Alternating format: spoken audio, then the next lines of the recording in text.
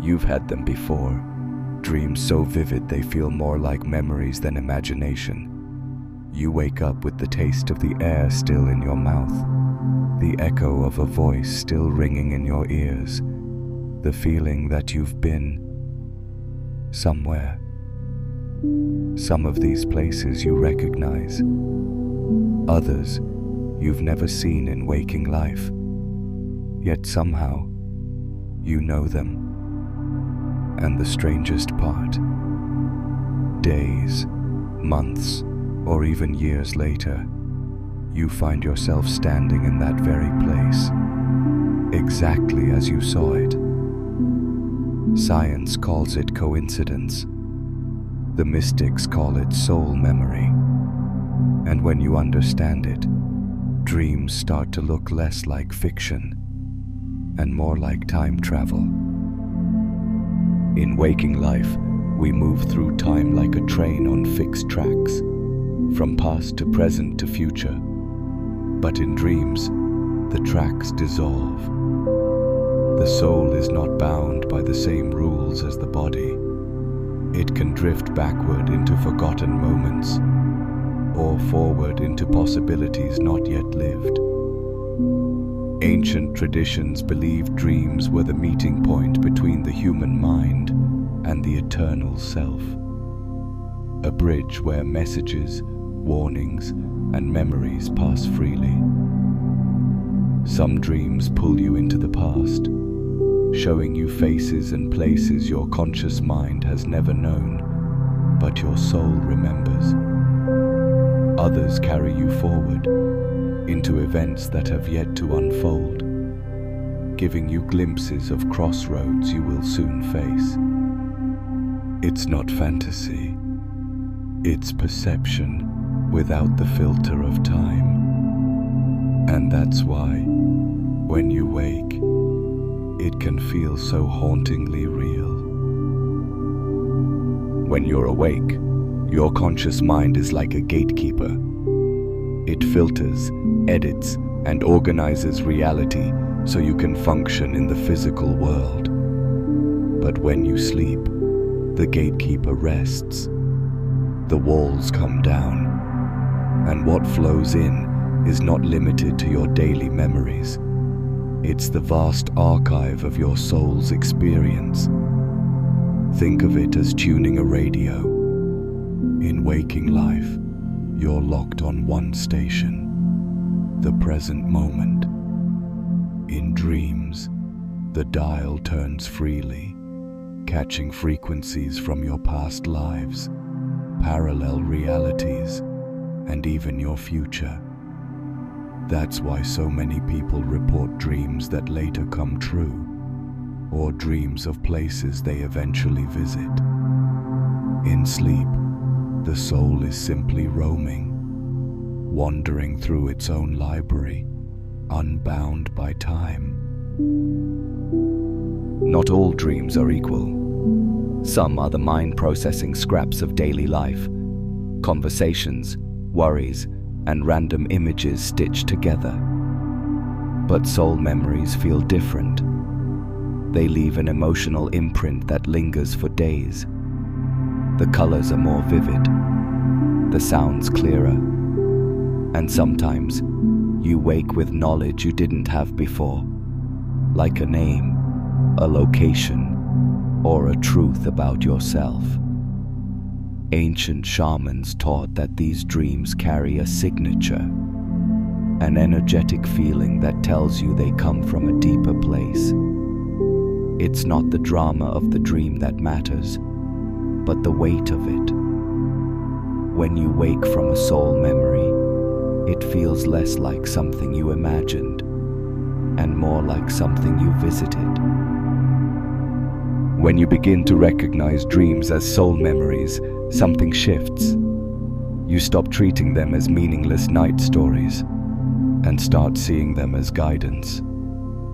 These dreams can bring warnings about choices ahead, reassurance during times of doubt, or reminders of strength you've forgotten you have. They can reconnect you with people you've loved in other lifetimes, or places that hold a piece of your spirit. Some cultures believe that when you dream of the future, you're not predicting it. You're simply visiting a potential path your soul is considering. You return with the memory, so you can make choices in waking life that align with your highest path. And when you dream of the past, it's not nostalgia, it's a healing. It's your soul bringing old wounds into the light so they can finally close. In both cases, the dream is a bridge, not just across time, but across who you think you are and who you truly are. If you want to access soul memories more often, you have to train your awareness, not just at night, but during the day. It begins with intention. Before you sleep, speak to yourself, or to whatever higher presence you believe in, and ask to be shown what your soul wants you to remember. Keep a journal by your bed. Write down every dream, even the fragments. Over time, patterns will emerge. Certain symbols, faces, or places will keep appearing, and those are the keys. Limit the noise before bed. Too much stimulation from screens, stress, or heavy emotions clutters the dream space. Instead, create a ritual. A few minutes of stillness, deep breathing, or even visualizing the place you want to visit. And most importantly, trust the process. The more you honor your dreams, the more your soul will give you. Because memory is a two-way door, and when you open it willingly, the past and future are happy to meet you halfway. Soul memories in dreams are more than just fascinating experiences. They are catalysts for awakening. When you realize that part of you can step outside of time, you also realize you are not limited to this body, this age, or even this single lifetime. It breaks the illusion that life is a straight line from birth to death. The mystics say that every remembered dream expands your awareness, like adding new rooms to a house you thought you knew. Some of those rooms hold wisdom from your past lives. Others contain glimpses of the life you are yet to live. And here's the secret. The more you explore these rooms, the more the walls between them dissolve. Soon, you begin to live in a space where past, present, and future are not separate. They are threads in the same tapestry. This is when life itself starts to feel like a dream you are learning to direct, without ever fully waking up. When you carry the awareness of soul memory into your waking life, the way you see people and choices changes forever. You may meet someone and instantly feel a deep connection, as if you've known them for centuries. Or you might feel an unexplainable caution, as though your soul remembers a story your mind has forgotten. Decisions start to feel less like guesses and more like remembering the right path. A job offer might remind you of a dream you had months ago. A city you've never visited before might feel like home the moment you arrive. You begin to trust these feelings because you recognize them as echoes of experiences your soul has already touched. And in that trust, fear loses its grip. You stop making choices out of doubt and start making them from a place of inner knowing, guided by a timeline much bigger than the one your calendar shows.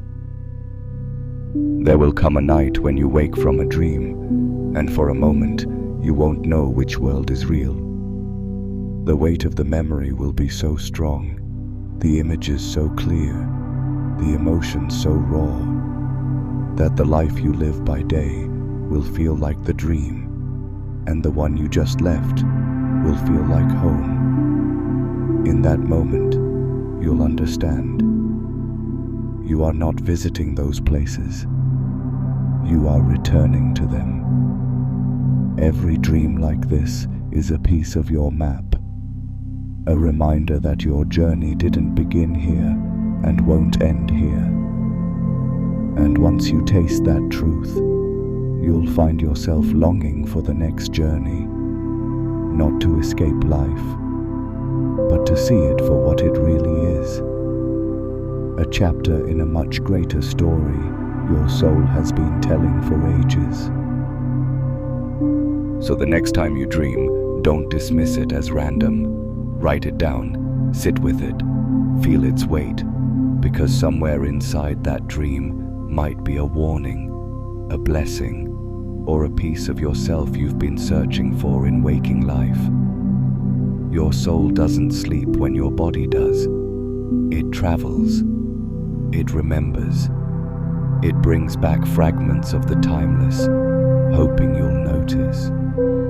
And when you do, when you start to collect these pieces and see the bigger picture, you'll understand that you've been time traveling your whole life, not through machines or magic, but through the oldest technology there is, the human soul.